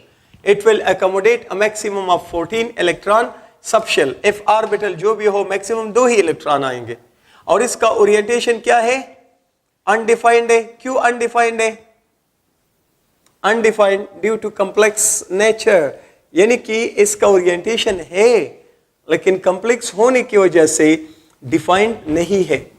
और फिर इसमें अगर आप G सबशेल की बात करो, ये अभी है नहीं, जब आएगा तो उस वक्त की बात है, बट थ्योरेटिकली हम इसका एक्सप्लेनेशन दे सकते हैं। तो M की वैल्यू -4 अप टू +4, तो it will have 9 degenerate orbitals, so it will be able to accommodate a maximum of 18 electrons. It has 7 degenerate orbitals For that reason, it can accommodate a maximum of 14 electrons. और अगर H subshell कभी अगर आ गया तो L की value 5, magnetic की value -5 up to +5, तो it will have 11 degenerate orbitals, ठीक, and मैक्सिमम इसमें 22 तक इलेक्ट्रॉन की एकोमोडेशन होगी। आई सबशेल की अगर आप बात करें तो आई सबशेल के लिए एल की वैल्यू फिर क्या होगी, 6 होगी, तो मैग्नेटिक की वैल्यू -6 अप टू +6, तो it will have 13 degenerate orbitals. तो for that reason it will be able to accommodate a maximum of 26 electrons. तो जो मैंने 98 तक लिखा था उसकी जस्टिफिकेशन ऐसे है। प्रैक्टिकली तो 32 से ज़्यादा उनमें नहीं आते क्योंकि अभी तक इतना एटॉमिक नंबर डिस्कवर्ड नहीं है, बट इन फ्यूचर हो सकता है। मैथमेटिकली हमारे पास सोल्यूशन है इन चीज़ों के लिए। ओके, अब इसमें अगर आपसे पूछ लिया जाए कि let's suppose value of possible values of N, L and M for an electron in 4d orbital r dash। तो 4d में जो इलेक्ट्रॉन होते हैं इनके लिए आप यहां से देखें, इनकी वैल्यू क्या 4, यहां इनकी वैल्यू 4, तो एजिमुथल की वैल्यू d है ना, तो d के लिए क्या 2, एजिमुथल की वैल्यू 2, मैग्नेटिक की वैल्यू जरूरी है, तो -2 भी पॉसिबल है, -1 भी पॉसिबल है, 0 भी पॉसिबल है, +1 भी, +2, ये सारे लिखो तब भी ठीक हो, इनमें से कोई भी लिख दो तो ठीक है, चलता है। और यहां भी मैग्नेटिक की सारे वैल्यूज पॉसिबल है, -2, -1, 0, +1, +2, ये सब पॉसिबल है, इनमें से एक भी लिखे तो पॉसिबल है। यूजुअली हम एक वैल्यू ये मैक्सिमम लिखते हैं, लेकिन आप +1 भी लिख सकते हैं, 0 भी लिख सकते हैं, -1 भी लिख सकते हैं, सब पॉसिबल हैं। और स्पिन की वैल्यू एंटी क्लॉकवाइज +½ होगा और क्लॉकवाइज -½ होगा। तो इन पे जरा फोकस, ये वैल्यूज जो है आपके सामने क्लियर होने चाहिए, ये सारे पॉसिबल हैं। Okay, the next one is spin quantum number. Spin quantum number का क्या कंसेप्ट है, रिप्रेजेंटेड बाय SR/ms। तो ये कहता है कि किसी ऑर्बिटल में मैक्सिमम 2 इलेक्ट्रॉन्स हो सकते हैं, लेकिन याद रखें कि किसी ऑर्बिटल में जो 2 इलेक्ट्रॉन है ये दोनों एक साथ नहीं आएंगे, पहले एक इलेक्ट्रॉन आएगा और फिर दूसरा। तो इलेक्ट्रॉन जब न्यूक्लियस के इर्द गिर्द रिवॉल्व करता है, this direction is always anti clockwise, ये बात दिमाग में रखो। इलेक्ट्रॉन का न्यूक्लियस के इर्द गिर्द जो मोशन का डायरेक्शन है इसको एंटी क्लॉकवाइज माना जाता है, क्योंकि ये यूनिवर्सल मोशन है। अर्थ भी इसी डायरेक्शन में रिवॉल्व करता है अराउंड द सन। तो for that reason electron revolve around the nucleus only anticlockwise, clockwise नहीं। और स्पिन जो है ये जब स्पिन करेगा अराउंड इट्स ओन सेंटर, तो इसका स्पिन जो पहले इलेक्ट्रॉन आएगा वो अर्थ के डायरेक्शन में स्पिन करेगा, तो वो कौन सा डायरेक्शन होगा, एंटी क्लॉकवाइज, ये यूनिवर्सल डायरेक्शन है। और जब दूसरा इलेक्ट्रॉन इसमें आएगा, दूसरा इलेक्ट्रॉन जब आएगा तो पहले से जो इलेक्ट्रॉन है उसका स्पिन ऑलरेडी क्या है, एंटी क्लॉकवाइज। तो दूसरे इलेक्ट्रॉन के आने की वाहिद पॉसिबिलिटी है कि उसका स्पिन पहले वाले के अपोजिट हो, तो फिर क्लॉकवाइज स्पिन होगा, ये दिमाग में रखें। यानी कि किसी ऑर्बिटल में एक इलेक्ट्रॉन हमेशा ऐसे रखोगे, up arrow mean anti clockwise, या हाफ एरो भी आप डाल सकते हो लाइक दिस। और दूसरा इलेक्ट्रॉन जब आएगा तो डेफिनेटली पहला अप एरो और दूसरा डाउन एरो, या आप जो है हाफ एरो से भी इनका इंडिकेशन दे सकते हैं। ये पॉइंट दिमाग में रखना है। ऑर्बिटल में 2 इलेक्ट्रॉन एक साथ नहीं आते, पहले एक फिर दूसरा, पहला वाला एंटी क्लॉकवाइज होगा, दूसरा वाला क्लॉकवाइज। कभी आपने इन दो में से एक को एक्साइटेड स्टेट में लेके जाना हो तो कौन एक्साइट होगा, ये जो क्लॉकवाइज है एंटी यूनिवर्सल डायरेक्शन में जो है ये एक्साइटेड स्टेट में जाएगा, और एक्साइटेड स्टेट में खाली ऑर्बिटल में ये एंटी क्लॉकवाइज हो जाएगा। स्पिन हमेशा एक्साइटेशन में spin must be different in excitation within the shell, तो स्पिन को डिफरेंट होना कंपल्सरी है. Okay, the next one is electron का जो मैग्नेटिक, ये आपने सुना होगा, चार्ज पार्टिकल जब स्पिन करता है ना, चाहे पॉजिटिव नेगेटिव, तो ये मैग्नेटिज्म जनरेट करता है. And the magnetic power generated by spinning electron, उसको हम डिनोट करते हैं बाय स्पिन वैल्यू. एक ऑर्बिटल में जो 2 इलेक्ट्रॉन है, इनकी टोटल स्पिन वैल्यू इमेजिनरीली या टेम्परेरीली 1 ली जाती है दोनों के लिए. तो एक इलेक्ट्रॉन की स्पिन वैल्यू फिर कितनी होगी? 1/2. तो स्पिन वैल्यू एक ऑर्बिटल में जो 2 इलेक्ट्रॉन्स होते हैं, तो इनकी जो स्पिन वैल्यू है, टोटल स्पिन वैल्यू दोनों के लिए 1 है. तो अकेले एक इलेक्ट्रॉन की स्पिन वैल्यू फिर क्या होगी? हाफ. फॉर द डायरेक्शन हम एंटी क्लॉकवाइज को पॉजिटिव लेते हैं और क्लॉकवाइज को नेगेटिव. ये कोई हार्ड एंड फास्ट रूल नहीं है, बाज़ बुकों में ये उल्टा होता है, लेकिन ज्यादा ऑथेंटिक ये है. अक्सर बुक्स आप देखो तो उसमें क्लॉकवाइज को पॉजिटिव लिखा जाता है. ये कोई इतना हार्ड एंड फास्ट रूल नहीं है, बट मोस्ट ऑथेंटिक साइंस ये है कि यूनिवर्सल डायरेक्शन एंटी क्लॉकवाइज है तो उसको पॉजिटिव लेना चाहिए, और क्लॉकवाइज एंटी यूनिवर्सल डायरेक्शन है तो उसको -1/2 लेना चाहिए. अब अगर लेट सपोज ये आपके पास कार बने, तो ये के शेल में 1s2 ऑर्बिटल है, एल शेल में 2s2 है, और फिर 2p2. तो ये के शेल है कार्बन का, और ये पूरा एल शेल है. अगर इसका इलेक्ट्रॉन एक्साइट करेगा तो कौन सा इलेक्ट्रॉन एक्साइट करेगा? क्लॉकवाइज. यहां से वहां जाएगा, तो यहां पर इसकी स्पिन वैल्यू -1/2 होगी. वहां जाकर इसकी स्पिन वैल्यू फिर क्या हो जाएगी? ये ऐसे हो जाएगा, ऐसे. तो स्पिन वैल्यू इसकी +1/2. ये दिमाग में रखना है.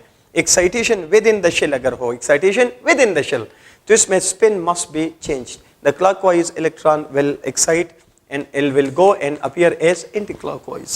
ये कुछ बेसिक आइडियाज है about the spin quantum number. अब मैंने जिक्र किया कि चार्ज पार्टिकल जब स्पिनिंग करेगा तो ये मैग्नेटिज्म जनरेट करेगा. तो अगर किसी पार्टिकल में कोई पार्टिकल है and it has unpaired electron, शाबाश, अनपेयर्ड इलेक्ट्रॉन या electron, then this particle must be magnetic. This particle must be magnetic, mean it must be attracted by the magnet if it is placed in the magnetic field. अब अगर unpaired electron की तादाद, unpaired electrons किसी particle में अगर कितने हो? 1 to 4, then this particle is called paramagnetic. paramagnetic यानी ये मैग्नेट की तरफ अट्रैक्ट होगा लेकिन खुद एज अ मैग्नेट एक नहीं कर पाएगा. इसको कहते हैं नॉन मैग्नेटाइजेबल. इसको कहते हैं non magnetizable magnetic particle, non magnetizable magnetic particle. और अगर अनपेयर्ड इलेक्ट्रॉनों की तादाद क्या हो? अनपेयर्ड इलेक्ट्रॉन्स अगर मोर देन 4 यानी 5 और मोर देन 4, तो फिर इस सूरत में इसको फेरोमैग्नेटिक पार्टिकल कहते हैं. फेरोमैग्नेटिक यानी ये ऐसा मैग्नेटिक पार्टिकल है जो एज अ मैग्नेट एक्ट कर सकता है, मैग्नेटाइजेबल होता है. This is what we call magnetizable magnetic particle. This is magnetizable magnetic particle and paramagnetic is non magnetizable magnetic particle. और अगर किसी पार्टिकल के अंदर जितनी भी इलेक्ट्रॉन हो और सब पेयर्ड हो, कोई भी अनपेयर्ड इलेक्ट्रॉन नहीं हो, तो it will be slightly repelled by the magnet and not attracted. तो उसको फिर कहते हैं डायामैग्नेटिक पार्टिकल. ऐसा पार्टिकल जहां all electrons where all electrons are paired,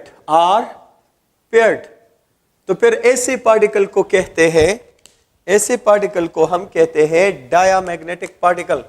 this is then called diamagnetic particle and it is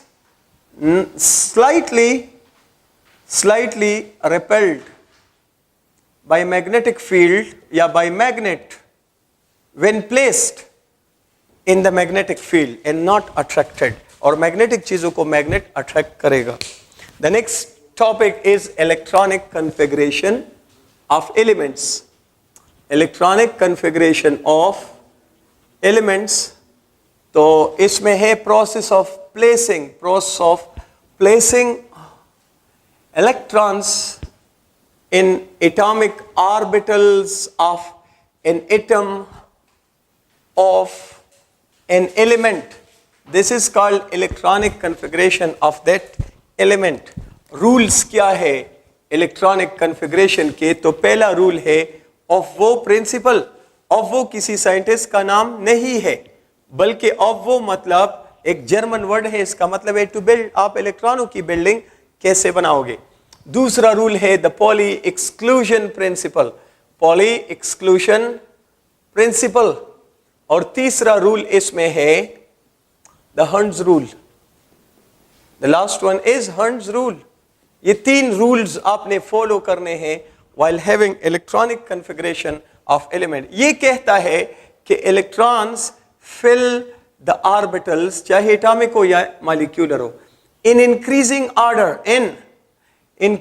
order of their energy. क्या मतलब है इसका? मतलब है कि अगर ये न्यूक्लियस है तो ये ऑर्बिटल जो न्यूक्लियस के करीब थे लोएस्ट एनर्जी ऑर्बिटल है, अगले की एनर्जी ज्यादा, अगले के और ज्यादा, एंड सो ऑन. जितना ऑर्बिटल न्यूक्लियस के करीब होगा उसका साइज कम होगा, एनर्जी भी कम. जितना न्यूक्लियस से दूर जाएगा साइज और एनर्जी दोनों बढ़ते जाएंगे. तो यहाँ पर अगर कुछ इलेक्ट्रॉन रखने हो तो पहले इलेक्ट्रॉन अप एरो, दूसरा इलेक्ट्रॉन डाउन एरो, तीसरा इलेक्ट्रॉन यहाँ अप एरो डाउन एरो. कौन सा इलेक्ट्रॉन है जो मेरिट पे नहीं रखा गया? ये सारे इलेक्ट्रॉन अकॉर्डिंग टू ऑफ वो प्रिंसिपल है. ये भर गया तो फिर ये भर गया तो फिर वहां चले गए.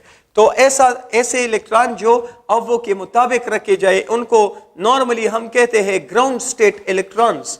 What are ground state electrons? The electrons which are placed according to Aufbau principle. Any electron which is placed against Aufbau principle we call that excited state electron, the unstable one.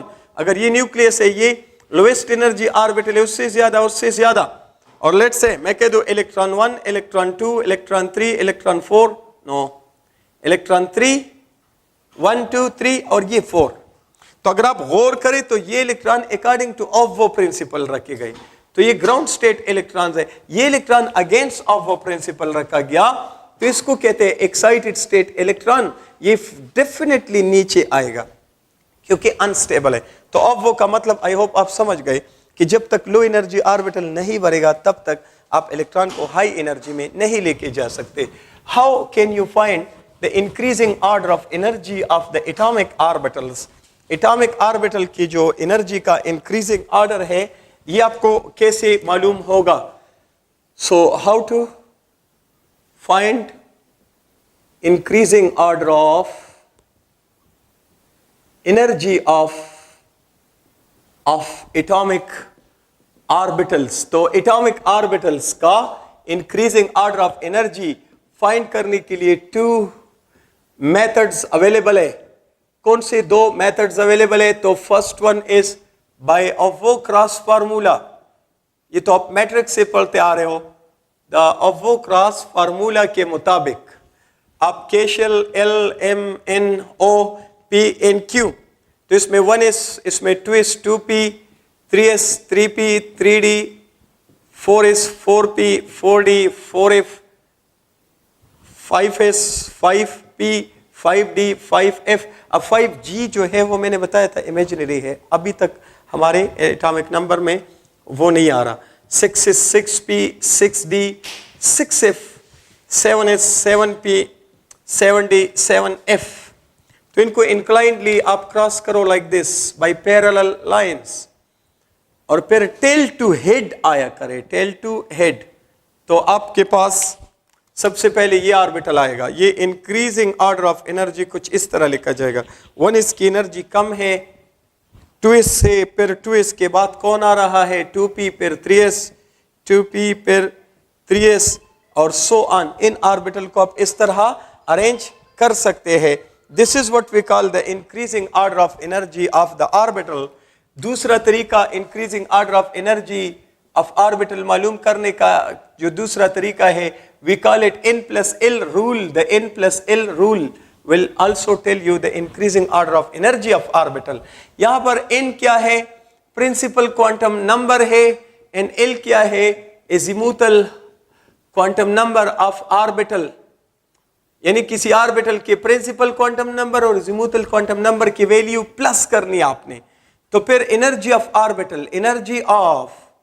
Orbital is directly proportional to n plus L value. जिस orbital की n plus L value ज्यादा होगी उस orbital की energy ज्यादा होगी, और जिस ऑर्बिटल की n प्लस एल वैल्यू कम होगी उसकी एनर्जी भी कम होगी। तो अब आप ये नोट कर सकते हैं कि if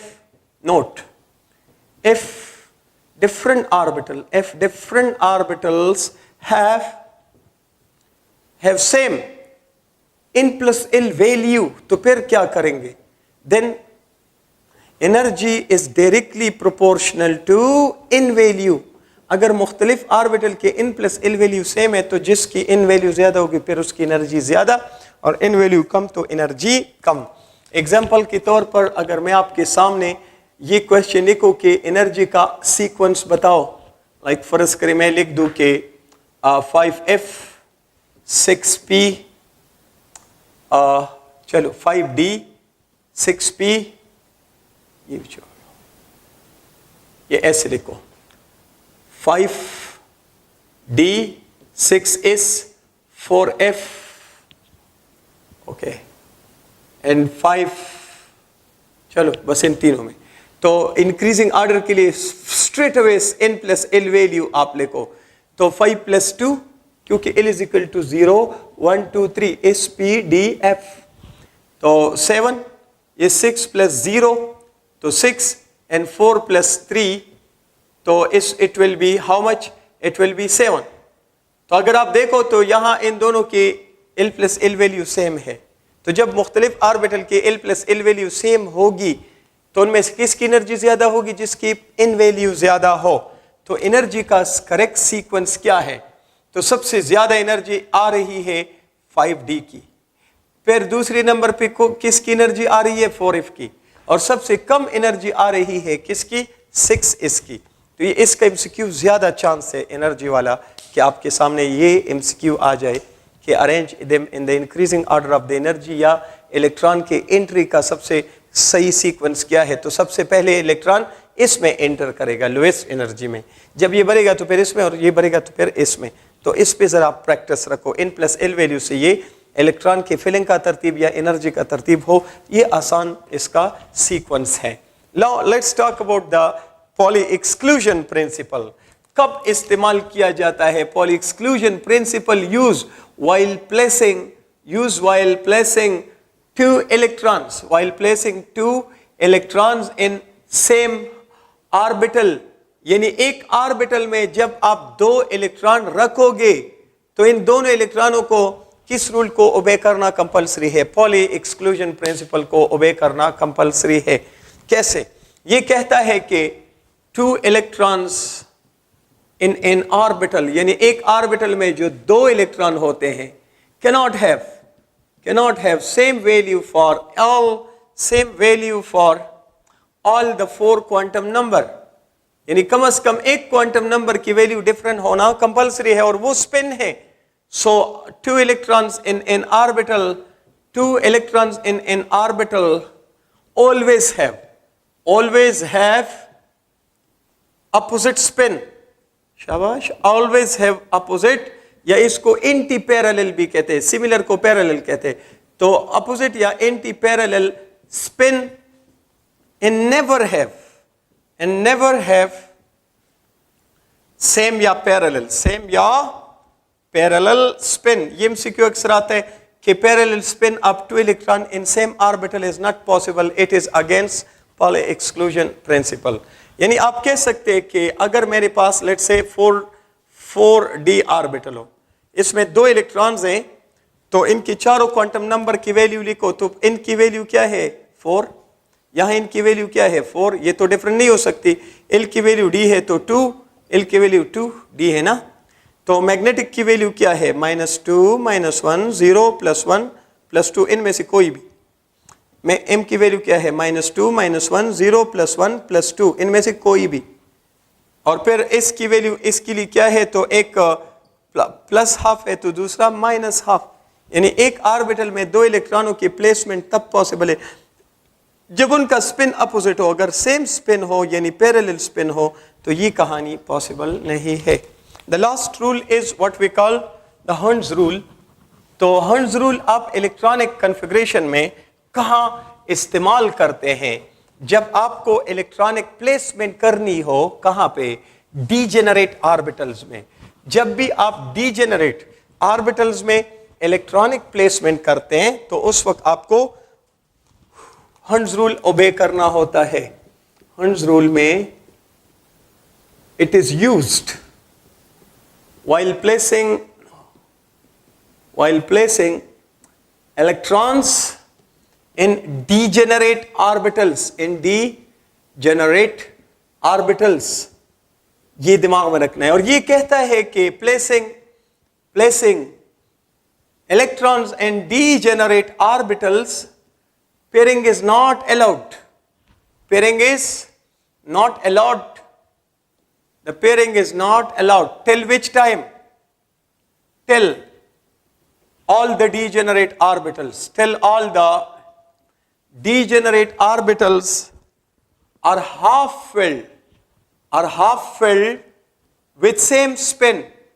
तो definitely half filled है तो spin तो same ही रहेगा, anti-clockwise, the up arrow. ये बात आपने माइंड में सेट रखनी है।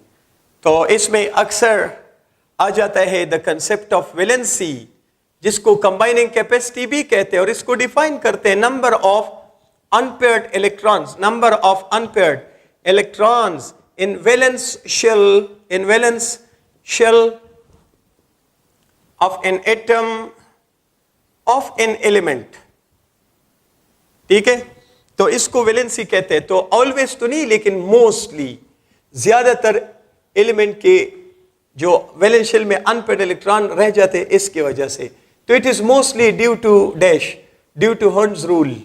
ये अक्सर एमसीक्यू आता है कि the valency of most of the elements is due to dash, तो ड्यू टू हर्न्स रूल। सारे एलिमेंट के नहीं, अब ग्रुप 1 वाले की तो वैलेंसी हर्न्स रूल की वजह नहीं है, वहां तो एक ही ऑर्बिटल है, ऐसे या ग्रुप 2 वाला तो उसमें नहीं, लेकिन मोस्ट ऑफ द एलिमेंट में अनपेयर्ड इलेक्ट्रॉन की वजह है हर्न्स रूल। ये दिमाग में रखना है आपने।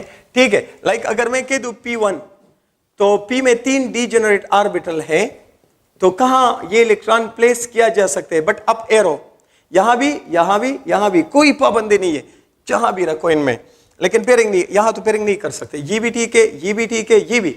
लेकिन अक्सर पास ईटा पेपर में है कि इन तीनों में से कौन सा गलत है, तो फिर ये होना नहीं चाहिए। अलाउड तो है, सेम एनर्जी है, लेकिन बाई रूल आपको या इस एंड से स्टार्ट लेना है या इससे दरमियान से स्टार्ट ना लो तो बेहतर है। तो ये ठीक, अगर ऑप्शन में है ऑल आर करेक्ट तो ऑल आर करेक्ट, लेकिन खामखा आपने इनमें से एक को गलत करार देना हो तो फिर ये। और अगर P2 हो तो इसमें एक इलेक्ट्रॉन यहां, एक इलेक्ट्रॉन यहां, pairing is not allowed.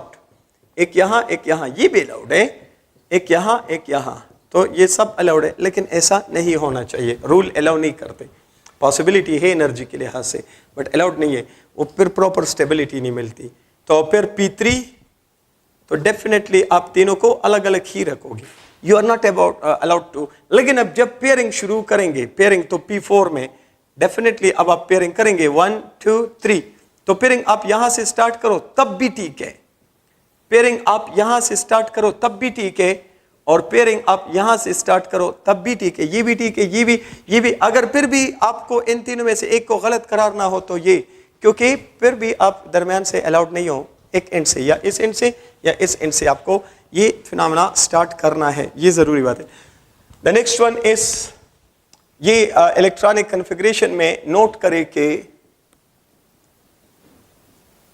Number of unpaired electrons in a subshell is called spin multiplicity. What do you call it?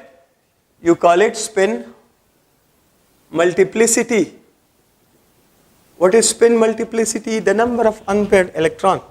तो spin multiplicity जितने सबशेल में spin multiplicity जितनी ज्यादा होगी उसकी स्टेबिलिटी ज्यादा होगी।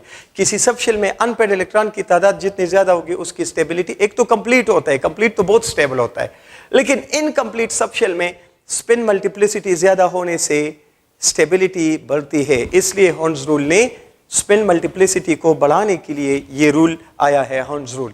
हॉर्न्स रूल के मुताबिक स्पिन मल्टीप्लिसिटी ज्यादा रखनी है, क्योंकि ज्यादा स्पिन मल्टीप्लिसिटी में ज्यादा स्टेबिलिटी आती है। तो the stability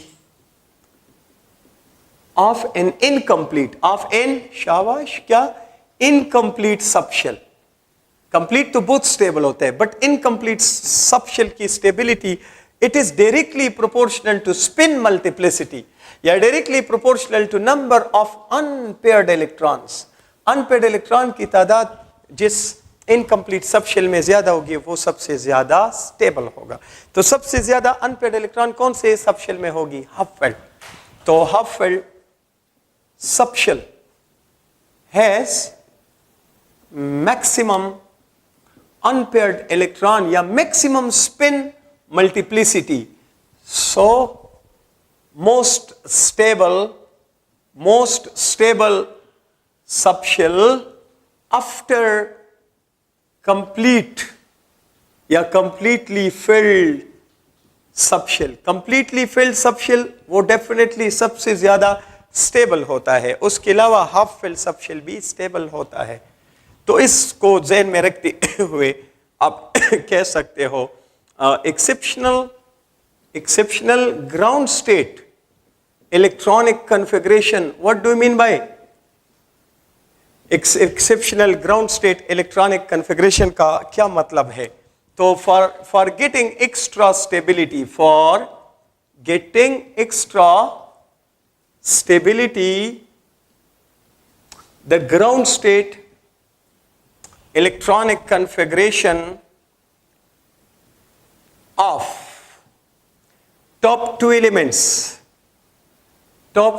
elements of group 6b यानी कि chromium and molybdenum, all three elements of group 1b यानी कि copper, silver and gold and palladium is against Avvo principle, it is against Avvo principle।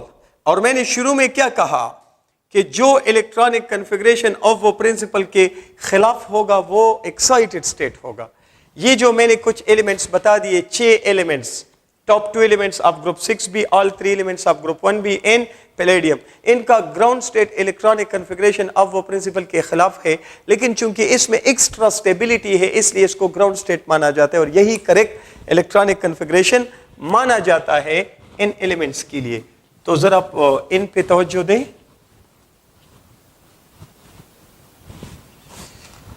Okay,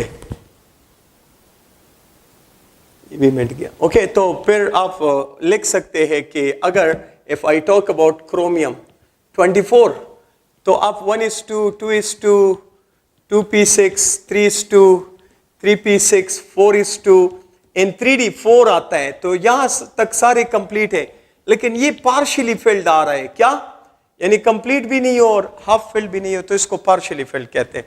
लेकिन अगर ये electron यहां से यहां चला जाए तो ये एनर्जी डिफरेंस बहुत लो है, बहुत कम है, तो एब्जॉर्ब एनर्जी बहुत कम होगी।